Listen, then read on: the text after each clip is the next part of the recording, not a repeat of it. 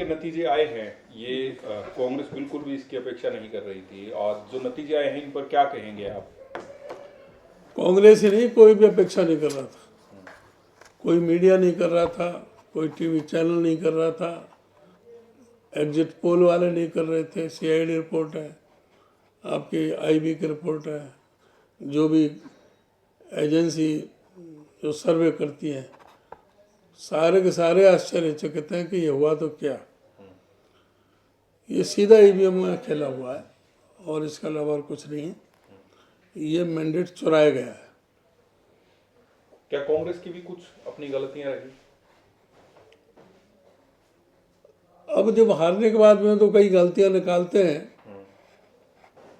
नहीं तो बराबर के वोट लिए बीजेपी से, थोड़ा ही अंतर है अभी भी सरकार बनने में, तो ज़्यादा अंतर नहीं है, थोड़ा ही अंतर था।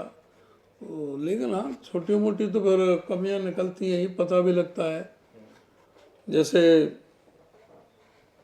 हम संगठन नहीं बना पाए, वो एक कमी कह सकते हैं। बाकी तो नहीं, सबने, कांग्रेस जनों ने सबने मिलकर के चुनाव अच्छे ढंग से लड़ा है। संगठन 10 साल से नहीं बना, इसमें कई प्रभारी भी बदले। इसलिए ना 10 साल से नहीं बना, हाँ, तो वो सबसे एक बड़ा कारण है। लोग सोचते हैं कि मैं 10 साल से क्यों नहीं कांग्रेस का संगठन बन रहा। तो इसमें कोई व्यक्ति विशेष है आप मानते हैं जिनकी वजह से नहीं बना? अब ये हमारा कांग्रेस नेतृत्व को सोचना चाहिए भी क्यों नहीं बन रहा है, कहाँ कमी है, कौन व्यक्ति है जिसकी वजह से संगठन नहीं बन रहा है, उसके लिए कौन दोषी है, ये बताना चाहिए, और जो दोषी है उसको अलग करो। तो स्टेट प्रेसिडेंट के नाते आपकी तरफ से तमाम चीजें पूरी कर ली गई थी, तो आप मानते हैं कि क्या प्रभारी जिस तरीके से बदले? नहीं, हमने हमसे जब भी मांगा, हमने सारी चीज़ कंप्लीट उसी समय कर दी। हमारे मुताबिक होता तो 1 साल पहले संगठन बन जाता। तो कौन था जो संगठन नहीं बनने दिया? इसके बारे में प्रभारी जी बता सकते हैं, कहाड़ चंद थे क्या।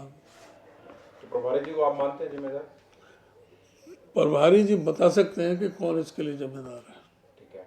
और कुछ चीजें ऐसी रही, जैसे कुमारी शैलजा का प्रचार के बीच से हट जाना, और फिर उसके बाद जब आए तो फिर राहुल गांधी ने कोई फर्क नहीं पड़ता अगर 2-4 दिन उन्होंने नहीं गई प्रचार में, तो उससे उसकी वजह से चुनाव हार गए।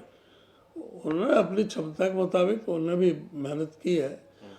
बहन जी शैलजा जी भी ये लगी रही, हुड्डा साहब, दीपेंद्र, सारे हरियाणा में पूरी दौड़ लगाई है, सब जगह पूरी मेहनत की है।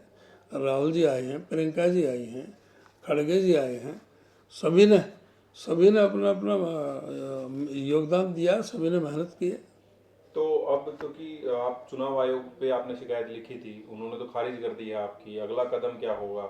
आप तो लगातार ईवीएम का दावा कर रहे हैं कि ईवीएम में गड़बड़ की गई। ईवीएम में गड़बड़ी की गई है, चुनाव आयोग से भी कर रहे हैं, हम सुप्रीम कोर्ट में भी जाएंगे, हमारी सारी प्रक्रिया चल रही है। जहाँ जहाँ हम कुछ इसमें कर सकते हैं वो कर रहे हैं कोशिश। जो कमेटी आपने बनाई है मंथन के लिए, वो क्या उसकी रिपोर्ट है, क्या स्टेटस है अभी? कमेटी हमने जो करण दलाल के नेतृत्व में बनी है, वो जो बीजेपी द्वारा जो गलत इस्तेमाल प्रैक्टिस जो हुई है उनको जांच के लिए और उनके बारे में जानकारी लेने के लिए कमेटी बनाई है। कैंडिडेट से सभी से उनका फीडबैक ले रहे हैं कि भाई आपके यहाँ क्या क्या हो रही है, तो वो कमेटी का काम है। मतलब ये बीजेपी की जो काम किए गए हैं, जो आप आरोप लगा रहे हैं, उसको लेकर कमेटी बनाई है। हाँ। अपना कांग्रेस के जो कमियां रही उसका काम नहीं है देखेगी कमेटी? नहीं, उसके लिए फैक्ट फाइंडिंग कमेटी बनी हुई है। श्री भूपेश बघेल जो फॉर्मर सीएम है छत्तीसगढ़ के, ठीक है, उसके बारे में वो कर रहे हैं बात। विधानसभा में नेता विपक्ष नहीं है, कांग्रेस को 37 सीटें मिली, अब तक नेता विपक्ष नहीं चुना गया।